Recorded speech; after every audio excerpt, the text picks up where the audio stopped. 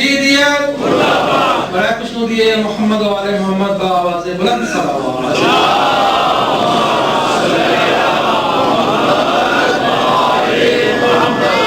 सब मिलकर बुलंद आवाज से लब्बैक या हुसैन, लब्बैक या हुसैन, लब्बैक या हुसैन, लब्बैक या हुसैन, लब्बैक या हुसैन। जो अहले बैत से रंजिश की भूल करता है, जो अहले बैत से रंजिश की भूल करता है, हजार सजदे करे सब फजूल, हजार सजदे करे सब फजूल करता है। जो अली का नारा लगाए खुश होकर, जो अली का नारा लगाए खुश होकर, खुदा भी उसी की इबादत कबूल करता है।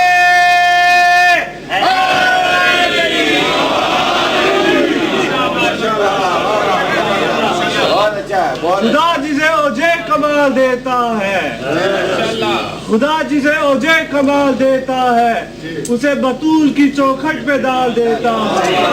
किसी को परखना हो तो कहो या अली, किसी को परखना हो तो कहो या अली, ये वो नारा है जो शजरे खंगाल देता है।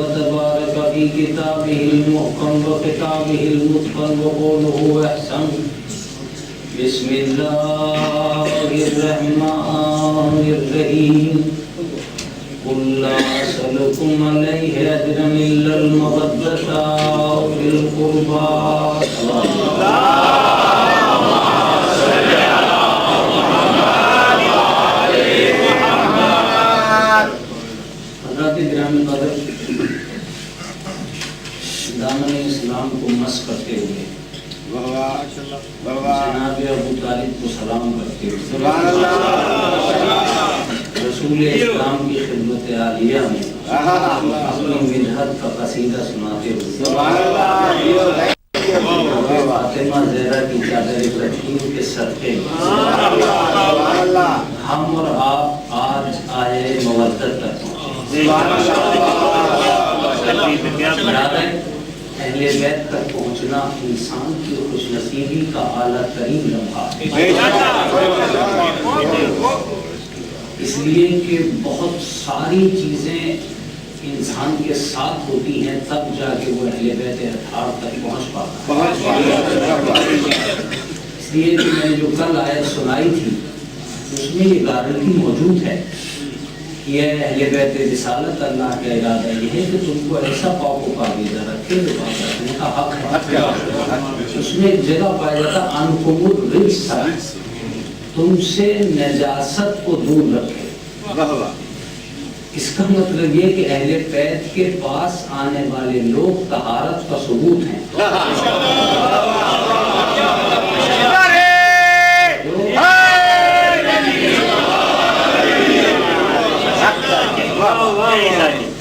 नहीं आ पा रहे हैं। कुरान मजीद कहता है कि हम नजासत को उनके करीब जाने ही नहीं देते। अगर नौए इंसानी को अपनी तहारत का सबूत देना है, पहले कहते अथार के घर में दाखिला लेना होगा। और अगर आप इस घर में दाखिला नहीं ले सकते तो अपनी नजासत को दूर करने के लिए या अपनी तहारत के सबूत के लिए बहुत सी चीजों को करानी होगी। बहरहाल मुहर्रम अपने शबाब पे आ चुका है और आलमी पैमाने पर शिया कौम की तर्जुमानी काले कपड़ों के रंग में हो रही है। एक एक लफ्ज़ पे आप गौर कर लीजिए। काले कपड़ों के रंग में सारी दुनिया के अजनबी लोग इतने उजाले में आ चुके हैं कि रातों के अंधेरे भी इन्हें छुपा नहीं पा रहे।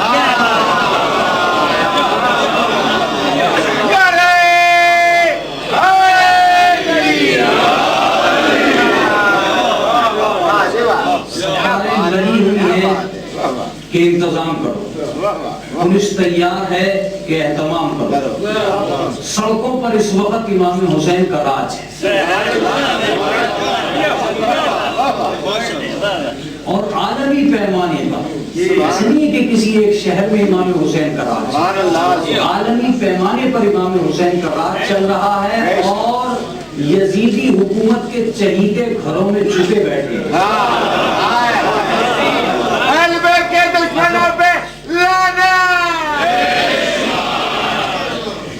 छुपे बैठे। ये मुहर्रम की इज्जत है, ये मुहर्रम की कद्र है, ये मुहर्रम की कीमत है, ये मुहर्रम का आलमी पैमाने पर निजाम है।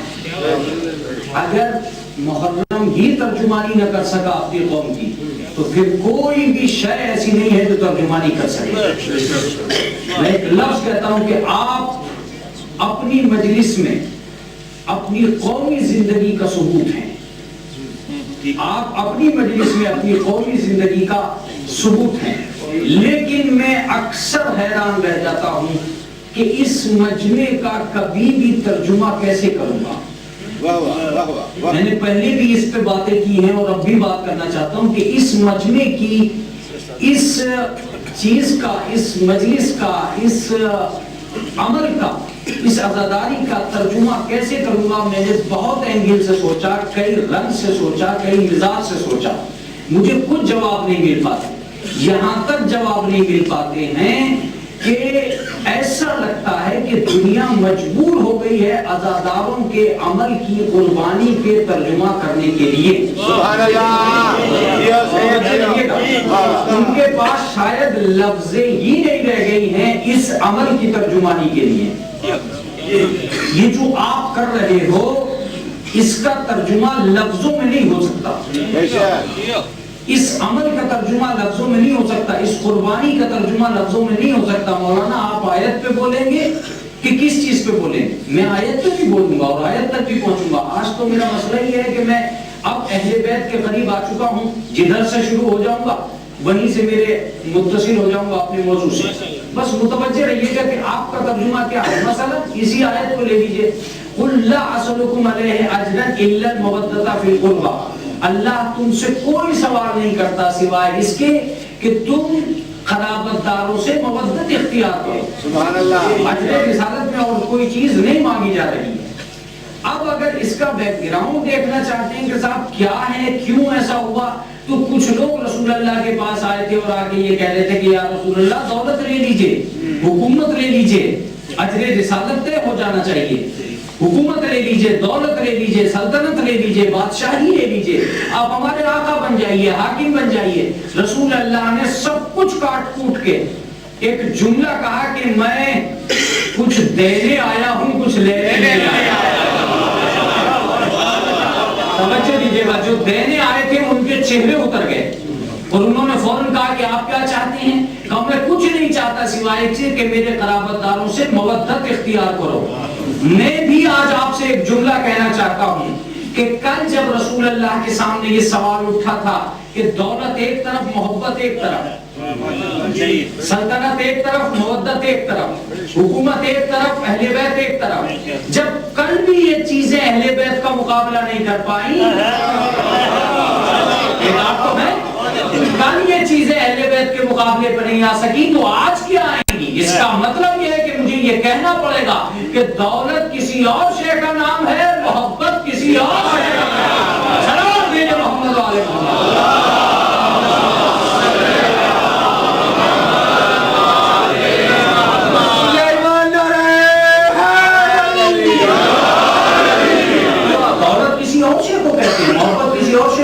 और शायद ये जो कुछ कर रहे हैं या जो कुछ ये हो रहा है, अगर आप इसे वाकईअन इल्म, हैसियत, सलाहियत के मानी में देखना चाहते हैं तो मैं आलमी पैमाने पर ये चैलेंज करता हूं कि इसका एक दफा तर्जुमा करके दिखलाओ कि ये है क्या। ये कह देना बहुत आसान है कि हम हुसैन से मोहब्बत करते हैं, शायद लफ्ज़ मोहब्बत में वो तर्जुमानी है ही नहीं जो हम हुसैन से करते हैं। आप बेदार हो या ना हो, इससे बहस नहीं। शायद लफ्ज़ मोहब्बत में वो तर्जुमानी है ही नहीं जो हम हुसैन से मोहब्बत करते हैं, इसलिए कि मोहब्बत तो हम और चीजों से भी करते हैं। हम औलाद से मोहब्बत करते हैं, हम माल से मोहब्बत करते हैं, हम परिवार से मोहब्बत करते हैं, हम अपने घर से मोहब्बत करते हैं, अपने कारोबार से मोहब्बत करते हैं। क्या इसी तरह की मोहब्बत हम हुसैन से करते हैं? मोहब्बत के लफ्ज में दम होना चाहिए तर्जुमानी करने के लिए। ये अजीब बात है कि आप दोनों को एक ही तराजू में तोल रहे हैं। बाप बेटे को चाहे इसका नाम भी आपने मोहब्बत रख दिया, बेटा बाप को चाहे इसका नाम भी मोहब्बत रख दिया। अरे कुछ तो फर्क होगा ऊपर की मोहब्बत में और नीचे की।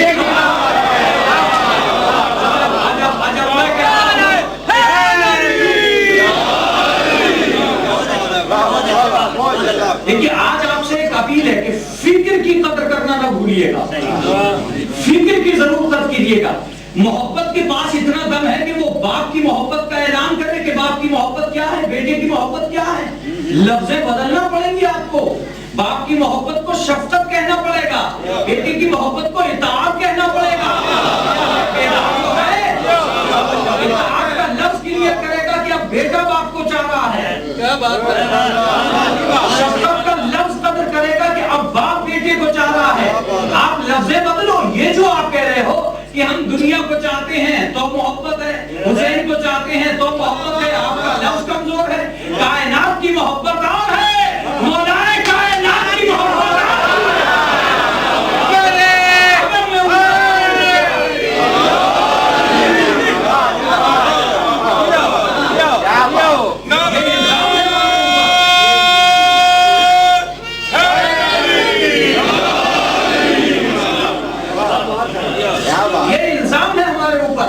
हम हुसैन से मोहब्बत करते। अरे लफ्ज़ मोहब्बत में वो दम है ही कहाँ जो इस बात का ऐलान करे। ये उर्दू की मजबूरी है, हमारी मजबूरी क्यों बना रहे हो? ये उर्दू की मजबूरी है, इसलिए कि जब परवरदिगार ने कहा कुल ला असलुकुम अलैहि अजरन इल्ला अल मवद्दता फिल कुर्बा, मैं ये देखना चाहता हूँ कि कितने लोग मजलिस फहम हैं। इसलिए इस लफ्ज के लिए मैं अपील कर रहा हूँ। जब ये कहा कि मैं अहले बैत के लिए मवद्दत चाहता हूँ तो अल्लाह को भी पता था कि लफ्ज मोहब्बत अरबी है। उसने क्यों नहीं कह दिया कि मैं मोहब्बत चाहता हूँ? इसका मतलब ये कि मोहब्बत और है, मवद्दत और है।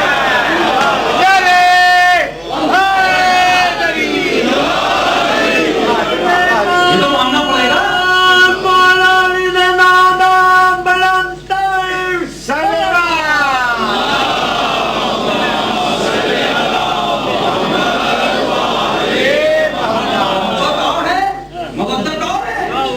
लफ्जों को खोल के बयान करो। अब अगर मेरा नौजवान मुतवज्जे है तो मुमकिन है, मैं कोशिश कर रहा हूं कि उसका तर्जुमा कर दूं, तो मुमकिन है कि इन लफ्जों में तर्जुमा हो जाए। दिल की लगी के इजहार के लिए अरबी में 5 लफ्ज हैं। इस दिल की लगी को पकड़ कर रखिएगा। दिल की लगी के इजहार के लिए अरबी में 5 लफ्ज हैं। पहले लफ्ज का नाम है उल्फत, दूसरे लफ्ज का नाम है शगफ, चौथे लफ्ज का नाम है इश्क, 5वें लफ्ज का नाम है मोहब्बत। या इससे और एक लफ्ज लेके आइए, आखिरी मंजिल के लफ्ज का नाम है मवद्दत। तवज्जो कीजिएगा, आखिरी लफ्ज पे है मवद्दत, शगफ, इश्क, ये सारे लफ्ज इस्तेमाल हुए हैं। शगफ हुआ है, इश्क हुआ है, हुब हुआ है, उल्फत हुआ है, एक लफ्ज और आया बुद, ये भी हुआ है, लेकिन बुद खुद मवद्दत का हिस्सा है। पर आखिरी मंजिल मवद्दत है, पहली मंजिल मोहब्बत है। मुझे जो कुछ कहना था मैं कह चुका। हम हुसैन को पहली मंजिल से नहीं चाहते,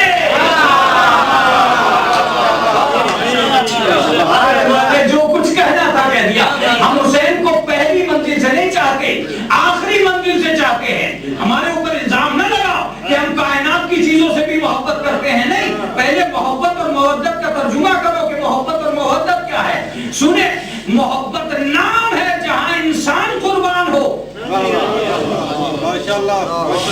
मोहब्बत नाम है जहां इंसान कुर्बान हो, और मवद्दत नाम है जहां मोहब्बत कुर्बान हो।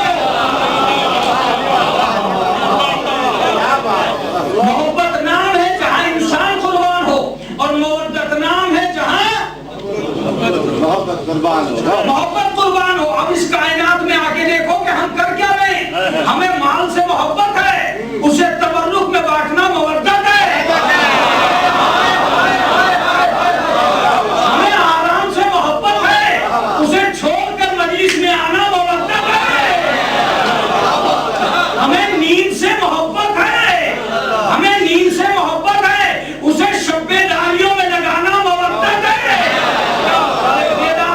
बेदार रहिएगा, इसे मवद्दत कहते हैं। माल से मोहब्बत है, उसे तबर्रुक बना के लुटा देना, ये मवद्दत है। नींद से मोहब्बत है, उसे शब्बेदारी में लगाना, ये मोहब्बत है। आराम से मोहब्बत है, उसे अज़ादारी में लेके आना, ये मोहब्बत है। साल भर जख्म न लगे, इसे कहते हैं मोहब्बत, और आशूर को जंजीर लगे, इसे कहते हैं मोहब्बत।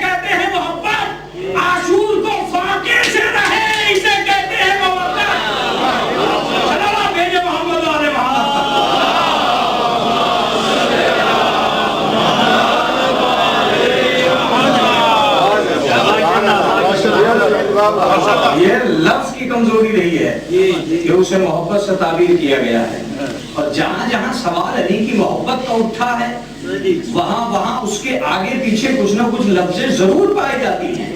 अगर लफ्जों के जरिए से न संभाला जाता तो लफ्ज मोहब्बत को कभी भी इस मंजिल पर नहीं पहुंचाया जाता। ये आपकी मवद्दत की दुनिया है, ये आपकी मवद्दत की दुनिया है जो आप मजलिस में बैठे हो, और ये जो तर्जुमा होता है ये मवद्दत के जरिए से होता है। अहले बैत के करीब आने के लिए बहुत जरूरी है कि हम उन चीजों का एहसास कर लें जो अहले बैत ने हमारे लिए कर दिया है। मुतवज्जे रहिएगा, हमारे लिए ये बहुत आसान है ये कह देना कि हम मजलिस में आ गए हैं, ये आपकी मोहब्बत है। अब साहिबाने मवद्दत का सफर सुने, मैंने आपसे पूछा कि आप मजलिस में क्यों आए हो घर छोड़कर, का हुसैन की मोहब्बत में। मैंने हुसैन से पूछ लिया आप आसमान छोड़ के क्यों आए।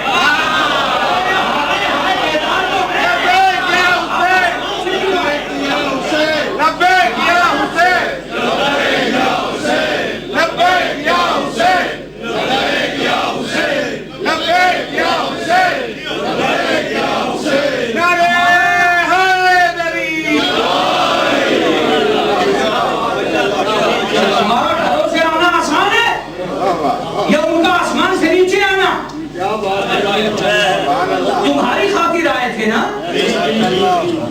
अगर तुम्हारी खातिर न होती, अगर तुम्हारी खातिर का लफ्ज नहीं होता तो फिर क्या जरूरत पड़ी थी आसमान से जमीन पे आने की।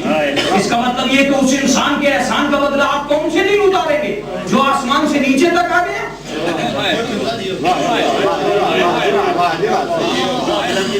कौन से दिन उसके एहसान का बदला उतारेंगे।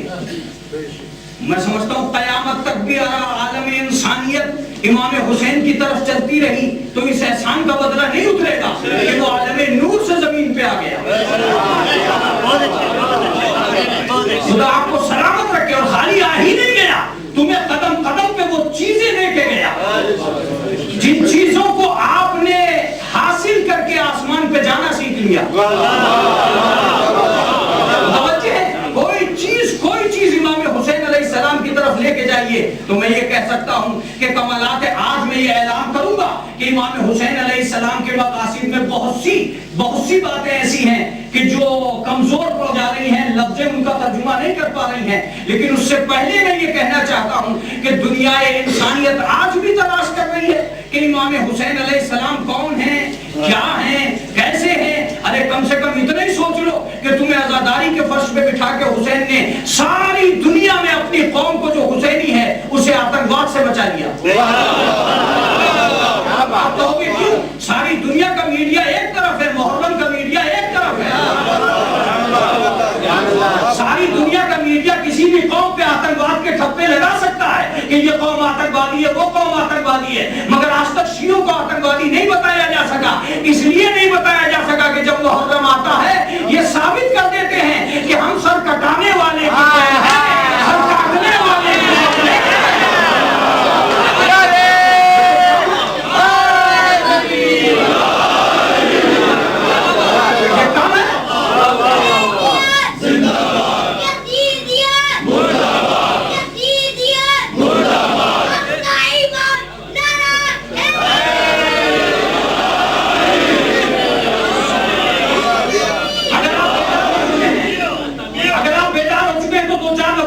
दो चार लफ्ज़ सुनिए, तुम तर्जुमा करो अपना। हाँ मैं एक लफ्ज़ कहता हूं कि तुम खुद को हुसैन के हवाले करो, आगे जिम्मेदारी हुसैन की है। घबराना नहीं, किसी भी मुल्क में न घबराना, कहीं भी न घबराना। तुम आजादारी करो। मौला आजादारी करते करते ये हाल हो गया है कि हमें हर जगह मारा जा रहा है, हमें हर जगह खत्म किया जा रहा है। कब तुम्हारी जिंदगी की जिम्मेदारी मेरी है, जिंदगी की जिम्मेदारी मेरी है। मैंने कहा मौला मैं नहीं समझ पा रहा हूँ कि जिंदगी की जिम्मेदारी कैसी है। हर मुल्क में तो हम मरते चले जा रहे हैं। कब मरने दे, पहले इनसे ये पूछ कि इन्होंने साल भर में मारे कितने। बेदार होकर सुनिएगा, आखिरी आदमी तक इन्होंने साल भर में मारे कितने। मैंने कहा मौला 50,000 का बस 40 मुल्कों की ताकत में जमा होकर जितने मारे हैं उनकी तादाद 50,000 है। चेहनू माने दे, मैं 3 करोड़ बुला के मैंने इतने बचाए हैं।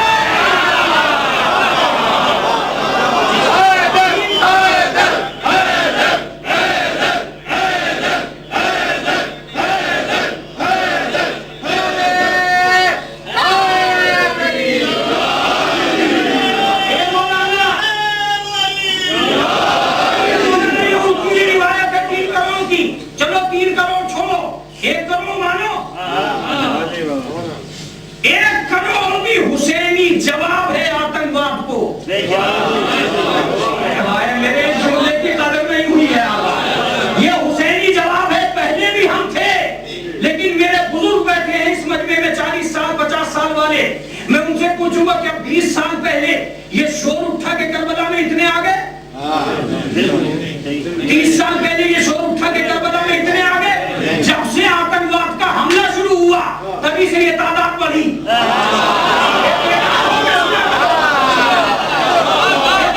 सुना करो, इसका मतलब हुसैन जवाब दे रहे हैं, हुसैन जवाब दे रहे हैं। तुमने मिटाए कितने हैं, हमने बुलाए कितने हैं।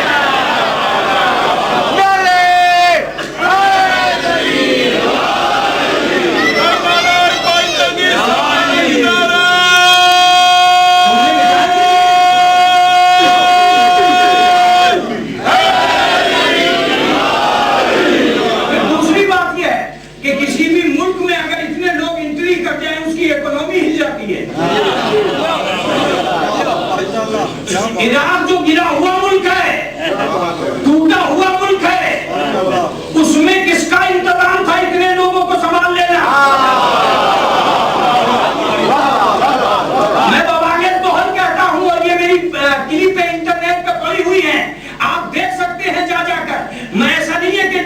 छुपा चेहरा हूं।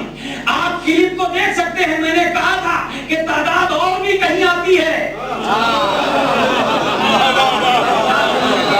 35 लाख का मजमा हज में आया, मगर जब 5000 मरे तो औकात खुल गई।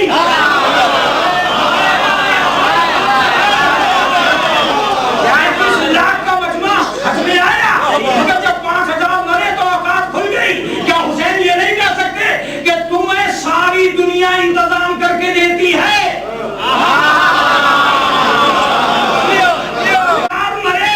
मेरे हाथ 3 करोड़ आए, 1 न मरा।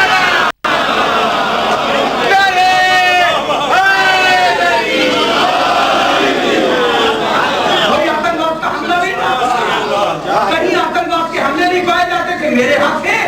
लेकिन 3 करोड़ में जाके देखो कितना बड़ा इंतजाम था। यहाँ आने वालों को हमने देखा है कि वो आके शिकायत करते हैं, कभी पानी न मिला, कभी खाना न मिला। करबला के जाने वालों को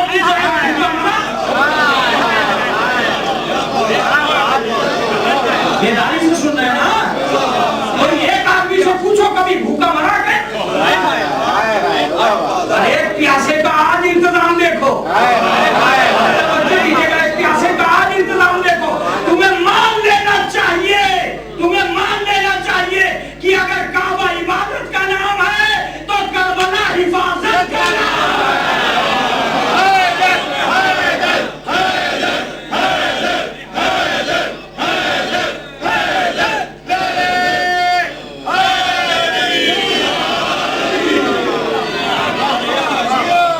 मुझे नहीं मालूम कि इन बातों में से कौन सी बात आपको पसंद आ रही है और कौन सी बात पसंद नहीं आ रही है, लेकिन मैं ये हकीकत कह रहा हूं कि ये सामने की चीजें हैं, इन्हें लाइब्रेरी में नहीं ढूंढा जाएगा।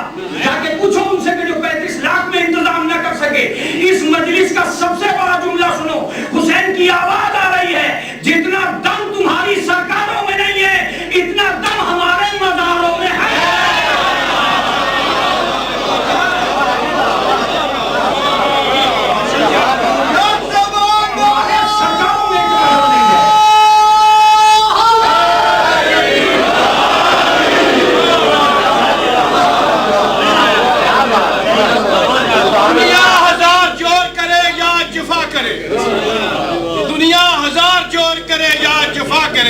अलगर्ज जिसके दिल में जो आए किया करे, लेकिन न बंद होगी आजादारी हुसैन, वो शम्मा क्या बुझे जिसे कौन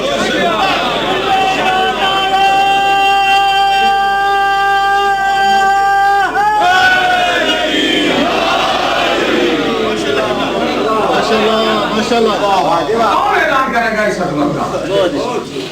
क्या सिर्फ उसी को बैठे रहेंगे हुसैन मिनी वाना मिनल हुसैन? क्या सिर्फ दुनिया यही सोचती रहेगी हसन और हुसैन सैयद शबाब अली जन्नत? ये माजी के औलाद थे, तुम हाल का वक्त देखो। अगर इन अजमतों को इनकार कर सकते हो तो कर दो, कौन मना कर रहा है? लेकिन अब इस मौजूदा सरकार को क्या करोगे? इस सारी दुनिया जिस चीज के लिए ताकत लगाए हुए है, हुसैन उसी चीज को दिखला रहा है। मैंने पहले कहा था कि हुसैन अलैहिस्सलाम का कमाल यह है कि सारी दुनिया के लीडरों ने अपनी कौम को जीना सिखाया है, हुसैन ने अपनी कौम को मरना सिखाया। ये कोई मामूली बात नहीं है। अब आप ये कह सकते हो मुझसे, और आपको कहना चाहिए कि मौलाना आज आप कैसी मजलिस पढ़ रहे हैं? कैसी मजलिस नहीं पढ़ रहा हूं मैं, मजलिस ही पढ़ रहा हूं, मजलिस ही पढ़ रहा हूं। और यही वो मजलिस है जो आपका ऐलान करती है। कभी कोई गौर तो करे, कभी कोई तवज्जो तो दे, कभी कोई सोचे तो सही। आसानी से ये कह देना मसलन अज़मत हुसैन की न जाने कम से ये साजिश चल रही है कि साहब कमी करो, उस कमी को करके आपको क्या मिला? एक बात सुनिए आप, जाकिरी की बात है, इसलिए मैं थोड़ा समझ रहा हूं, और मैं ये नहीं सोच पा रहा हूं कि क्यों नहीं ऐसा होता है कि आवाज से आवाज मिलाने के लिए अज़ादार शरीक हों। मैंने नहीं देखा कि इस हाल में सभी लोग एक लहजे में बोलते हों। क्यों? ऐसा होना ही नहीं चाहिए। जब आप आदा पे आ गए तो किसी की ताकत काम नहीं कर रही। आप हुसैन के लोग हैं, अब किसी के लोग नहीं है, कोई ताकत आप पे काम नहीं कर रही है। यहाँ मैं पहले कह चुका हूँ कि रिश्तेदारियां दूर है, आजादारी करीब है। बोला करो इसलिए कि शर्मिंदगियां दूर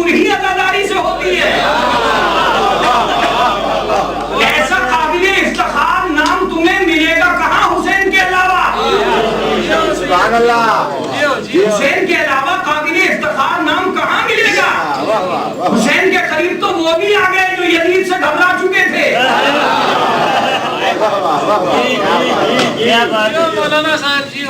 वो भी हुसैन के करीब दिखाई देते। आज आप नहीं देखते कि यजीद की नस्लों के हाथों में भी अलम हुसैन ही का है।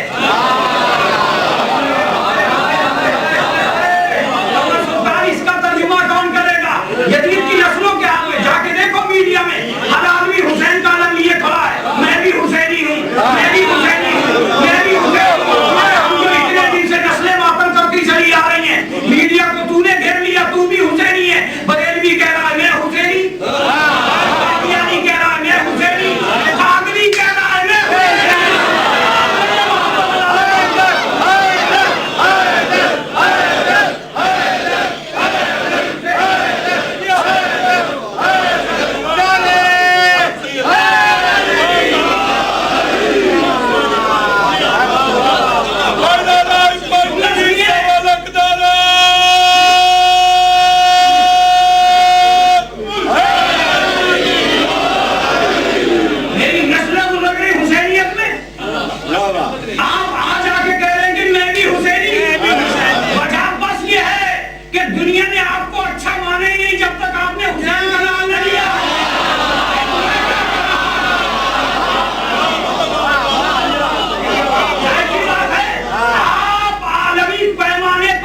दिखाने के काबिल यजीद का नाम लेके नहीं हो सकते।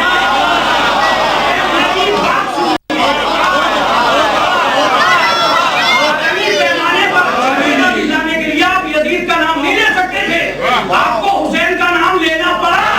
आपने हुसैन को इसलिए माना कि जमाना आपको माने।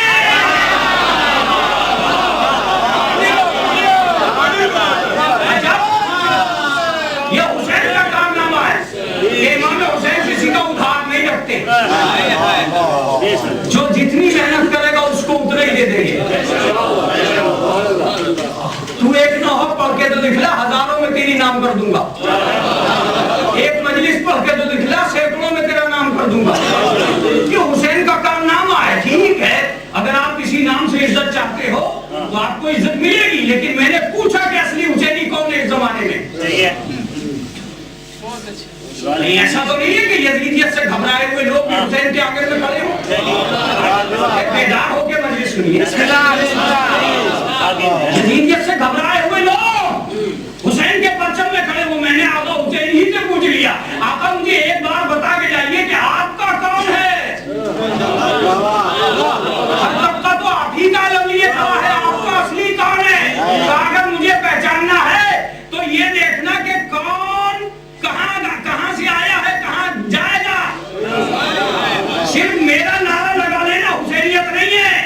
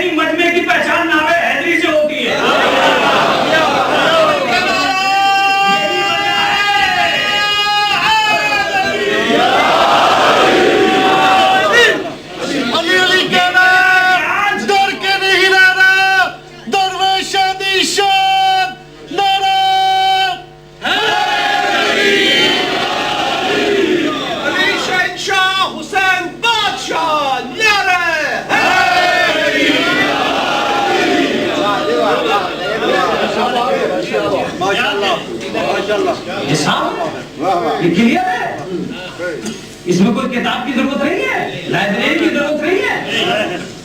आप बड़े बड़े कॉल दे रहे हैं कि हम हैं हुसैनी, असली हुसैनी। हुसैन का असली हुसैनी वही है जो नाराए दिल।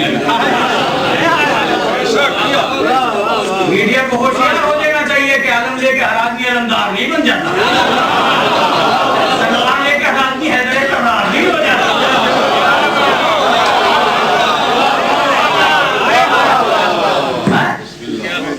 अब का साहब इमाम हुसैन अलैहिस्सलाम का मामला है, लिहाजा टीवियों पे टेलीविजनों पे तुम भी इमाम हुसैन का नाम लो। कौन कौन मना था? जितना लोग उतना तो तुम्हें मिल ही जाए। इसलिए तो हुसैन यही दे के तुम्हारा मामला साफ कर देगा।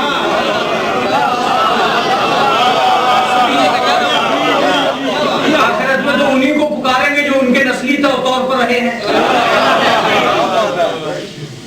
अब सुनिए, गौर से सुनिए कि क्या वजह होती है, क्या सबब होता है। मसलन मैं इसलिए नहीं कह रहा हूं कि किसी जिद में उतर आया हूं या किताबत की कोई रंगत दिखलाने जा रहा हूं, इसलिए नहीं कह रहा। मैं कहता हूं कि जाकिरीन की दुनिया में शायद सबसे छोटा नाम मैं ही हूं हिंदुस्तान में। सबसे छोटा नाम जाकिरीन की दुनिया में हिंदुस्तान में नहीं हूं, मगर उसके बावजूद मैं एक चैलेंज नहीं करना चाहता, एक बात कहना चाहता हूं कि दुनिया को क्या पड़ी है अगर कोई एक वाकया इमाम हुसैन की अजमत में मौजूद है तो आप उसका इनकार करके क्या ले लेंगे? मसलन एक वाकये के लिए बड़ा चैलेंज किया जाता है, और मैंने जाकिरी की दुनिया में उसे बहुत ज्यादा नहीं पढ़ा जब तक उस पर तहकीक नहीं करी। मैंने उसे पढ़ा और जब तक नहीं पढ़ा जब तक मैं उस पर तबसरा करने के काबिल नहीं हो गया। एक वाकया था कि इमाम हुसैन अलैहिस्सलाम ने राहिब को 7 किस्म दिए।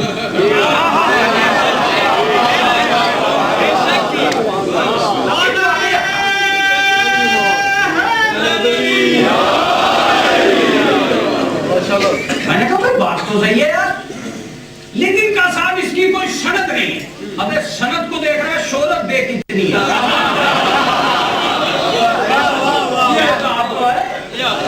शोहरत तो बच्चे से सवाल कराएगी क्या मौलाना ऐसा हुआ था, नहीं हुआ था, क्यों हुआ था, कैसे हुआ था, क्या हुआ था। अगर शोहरत सवाल कराएगी तो मसले का हल सनद नहीं है, मसले का हल वो शोहरत है कि ऐसा हुआ है। तू सवाल को वहां से लेना, एक वाकये के बिगड़ जाने से क्या होता है।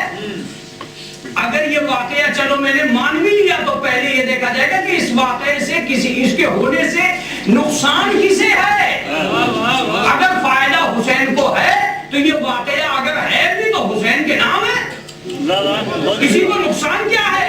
मगर मुझे तो ऐसा लगा कि इसके पीछे जो दुनिया लगी सिर्फ इसलिए लगी कि जब तक ये वाकया रहेगा कई कौमों को नुकसान होगा, लिहाजा पैसे दिए गए कि इनकार करो, ये वाकया नहीं होना चाहिए। क्यों? इसलिए कि इस वाकये की एक जगह इब्तिदा होती है कि वो आदमी ईसाई था जो इमाम हुसैन के घर गया।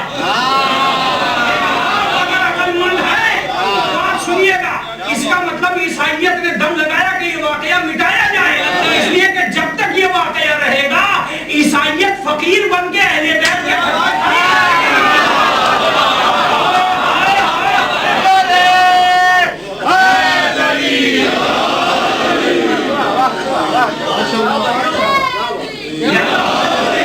नहीं है।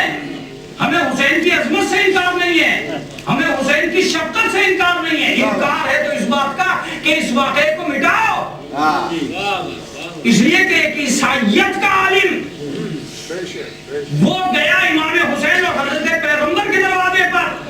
मैंने इसी से कहा कि यार तू गया ही क्यों? क्या तेरी कौम में कोई ऐसा नहीं था जो तुझे औलाद दे दे? क्या तेरी कौम में कोई ऐसा नहीं था जो औलाद दे दे? उसने कहा मैं अपनी कौम की औकात देख चुका था।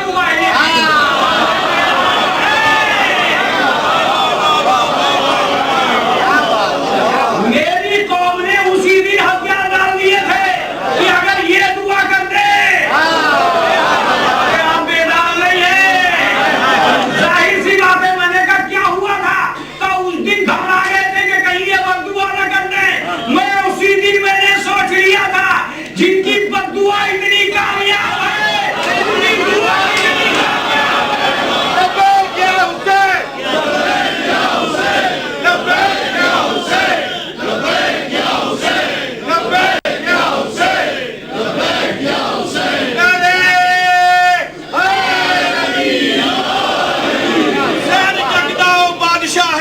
हुसैन जगदा बादशाह है जमाने बरते जिदियत आए खुदा दे पकड़े हुसैन छड्डे अजे भी पूछे हुसैन क्या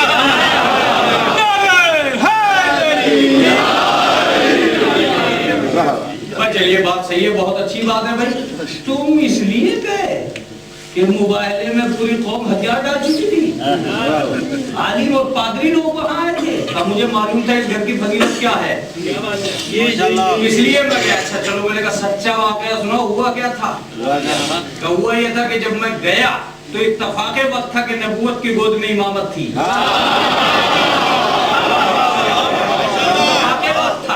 नबूवत की गोद में इमामत थी, इस्मत की आगोश में इस्मत थी,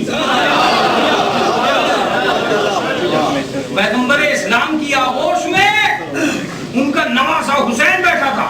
सुभान अल्लाह, सुभान अल्लाह। मैं पहुंचा, मैंने जाके सलाम किया। हुजूर, एक आजिज एक मजबूर इंसान आया है, वो चाहता है कि आप उसे औलाद दे दे। रसूल इस्लाम ने उसकी पेशानी की तरफ देखा और पेशानी की तरफ देख के कहा कि तेरी तकदीर में औलाद नहीं।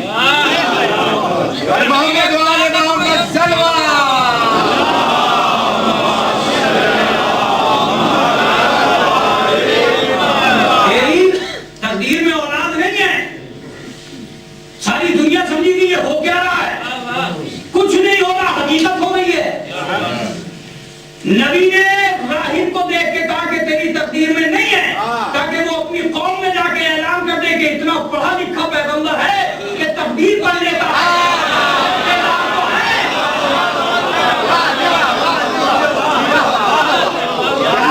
देखिए बात होगी इंसाफ की, इतना पढ़ा लिखा पैगंबर है कि तकदीर पढ़ाए लोहे महफूज की।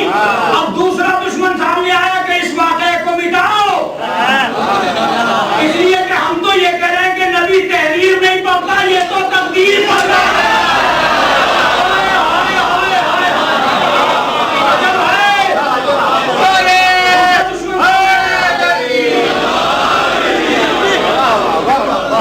इस वाक़े को जरूर मिटाओ, इसलिए कि ये तो पैगंबर की ऐसी इल्म साबित हो रहा है कि ये तो तकदीर पढ़ लेती है, ये तो तकदीर पढ़ लेते हैं, लिहाजा इस वाक़े को मिटाओ। ये दूसरा दुश्मन सामने आ गया, लेकिन पैगंबर अपना काम कर रहे थे। वो फिर कहता है कि हुजूर को सूरत, फिर कह देते हैं कि नहीं तेरी तकदीर में नहीं है। अब ये कहना कि साहब राहिब तो शादी नहीं करते तो फिर औलाद मांगने क्यों आया? औलाद मांगने क्यों आया? इत्तफाके वक्त है जब मैंने इस वाक़े को पढ़ा मनाकिब की किताबों में, तो उसमें ये बात है कि वो अहलिया समीत आया था और वहां ये वाकया लिखा है कि ये दो किस्म के राहिब होते हैं, एक खानदानी राहिब, ये लफ्ज़ खुद बता रहा है कि खानदानी तो जब ही होगा जब शादी होगी,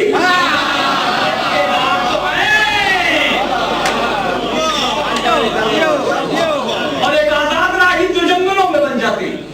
ये जंगल वाला नहीं था, खानदानी राहिब था। आपने देखा ना, आगा दादा आगा दादा आगा दादा, ये आगा है, उनके आगा दादे, उनके आगा दादे, उनके आगा दादे, ऐसे ये भी राहिब दादा ये नस्ली राहिब था। उसने कहा कि मौला ने कहा कि तकदीर में नहीं है। फौरन इमाम हुसैन अलैहिस्सलाम ने उसे देखा और देख के कहा कि हमने एक दिया। कहा बेटा इसकी तकदीर में नहीं है, कहा हमने दो दिए। समझ लेते रहिएगा, एक पैगंबर, एक रिवायत मुझे दिखलाइए इस जुमले के अंदर कि पैगंबर ने हुसैन को रोका हो। रोका नहीं, इसलिए कि पैगंबर अपना काम कर रहे थे, हुसैन अपना काम कर रहे थे। अगर जुमला पहुंच गया तो बात है, हुसैन अपना काम कर रहे थे।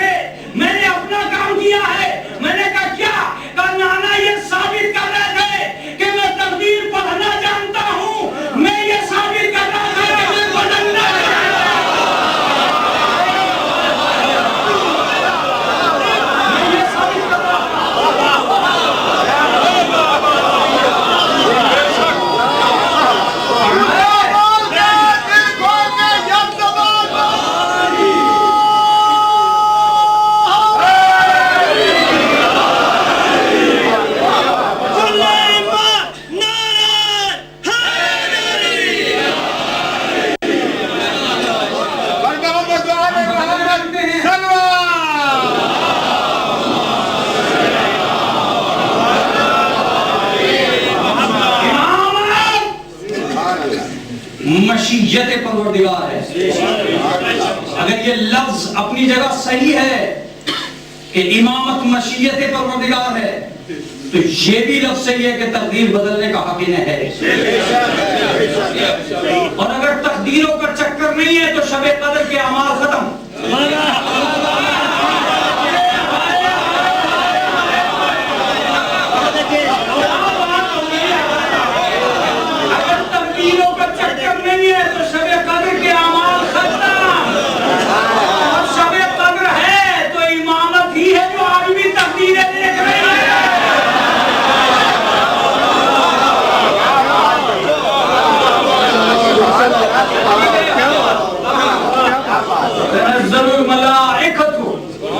मलाइका नाज़िल होते हैं मिन कुल्ले अम्र, इस पर कोई तो है जो उलिल अम्र है।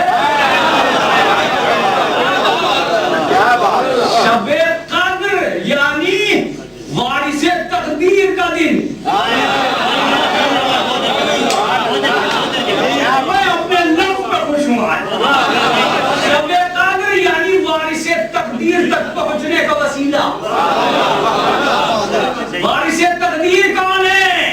शबे कद्र है हाजिर, वारिसे तकदीर है गायब।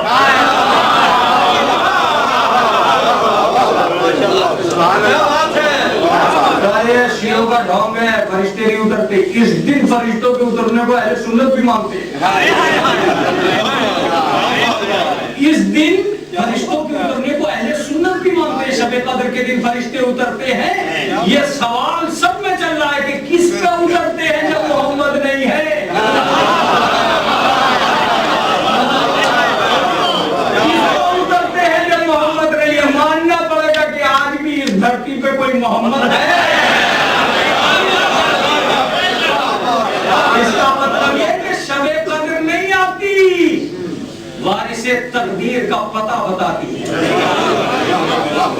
चलिए तो बात में बात आ गई थी, इसलिए मैंने आपकी खिदमत आलिया में ये अर्ज किया कि बहुत सी चीजें जिनका इनकार किया जा रहा है कि साहब ये नहीं है, वो नहीं है, वो नहीं, उसके पीछे क्या है ये आप नहीं देखते।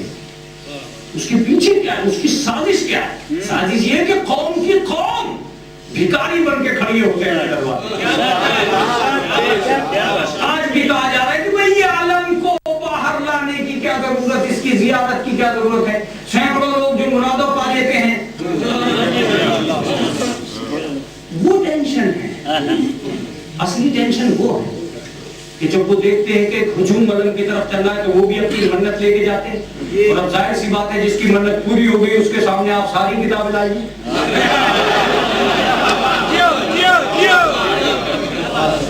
तो अपने बेटे की तरफ देखेगा और ये कहेगा कि यार सच तो ये नहीं है, अलग पे मगरबानी मैंने अर्ज किया कि इमाम हुसैन से हमारा रिश्ता मोहब्बत का रिश्ता। मोहब्बत किसे कहते हैं? जहां मोहब्बत कुर्बान हो। आपको थकन है मगर फिर भी मजलिस में बैठे, आप खस्ता हैं फिर भी मजलिस में बैठे, यही तो मोहब्बत है। आप माल से मोहब्बत करते हैं फिर भी उसे तबर्रुक में बांटते, यही तो मोहब्बत है। आप आराम से मोहब्बत करते हैं फिर भी आप आजादारी में लगा रहे, यही तो मोहब्बत है। सुने, करबला मोहब्बत के रिश्ते को मुस्तहकम करने का जरिया। मैं लफ्ज कह के आपको बताऊंगा, हर माँ को बेटे से मोहब्बत होती है, मगर बेटा मोहब्बत था, हुसैन मोहब्बत था। लेकिन इसका सबसे उम्दा जुमला अली अकबर लैला की मोहब्बत है लेकिन हुसैन मोहब्बत। फौरन कहा कि बेटा कुर्बान हो जाओ, इसलिए कि मोहब्बत के कुर्बान होने की जगह ही वो मोहब्बत है। चंद लम्हे सुनिए, आज सलाम कीजिए। तुम जो आज तैयार होके आए हो उन दो शहजादों के जिससे एक माँ की खेती उजड़ती हुई दिखाई दे। रोना गिरिया करना जितना गिरिया किया जा सके, लेकिन अजीजों आज एक सच्चाई भी आपको बता दूं करबला की, और वो सच्चाई मैं इसलिए बता रहा हूं कि तुम्हारी आंखों में आंसू रुकने ना पाए। मैंने जब इस जमाने से पूछा कि क्या करबला मुकम्मल हो गई, तो सबकी आवाज यही आती है कि करबला मुकम्मल नहीं हुई। आपकी मजबूरी बताऊं कि आपकी कितनी बड़ी मजबूरी है। मैंने इस मजमे से कहा कि भाई अशरा एक दिन में हुआ है। मुहर्रम 10 तारीख को इमाम हुसैन सुबह से शाम तक शहीद हुए हैं।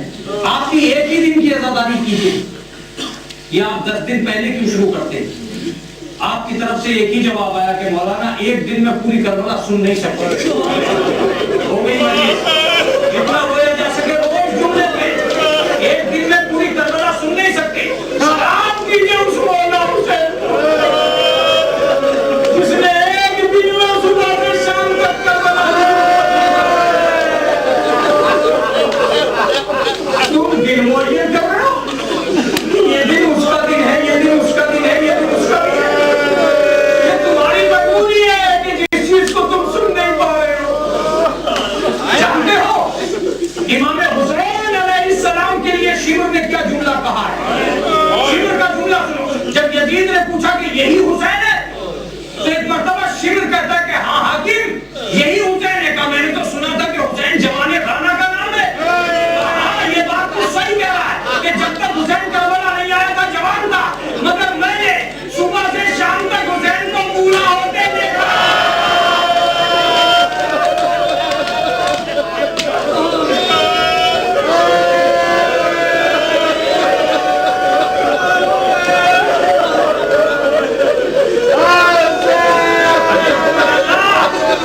जब औला मोहम्मद का ताबूत आए, ताही न करना, ज़ैनब को शिकायत न होना।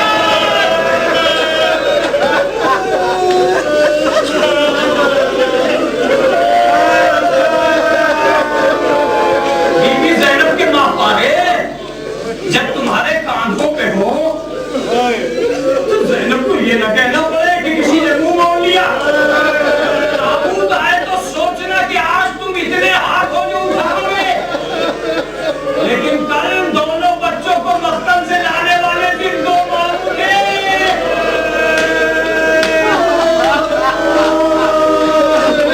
मैं हाथों को इशारा करूंगा, ताबूत उस वक्त आएगा। जी भर के पुरसा देना, जी भर के पुरसा देना। और ये बात मान लो कि मुहर्रम गुजर जाएगा। अब अगर तुम चाहो कि औला मोहम्मद की ये मजलिस दोबारा हो जाए तो नहीं हो पाएगी। ये आज की तारीख है, गुजर जाएगी, फिर ढूंढते रह जाओगे। पर जुमले सुनो। जनाब औला मोहम्मद तैयार होके जनाब ज़ैनब के सामने पहुंचे। अम्मा मामू से इजाजत दिलवाई। दोनों शहजादों की बलाएं ली जनाब ज़ैनब, और बलाएं लेके एक मर्तबा कहा कि मेरे लाडलो, मैं चाहती हूँ कि तुम थोड़ी सी देर के लिए मेरे साथ लैला के पास चलो। मोहम्मद को जनाब लैला के पास लेके गए। जनाब लैला खड़ी हो गई। ये लैला बच्चों को सजा क्यों दिया है? तो मैं चाहती हूँ कि ये अकबर का फिदिया बन जाए।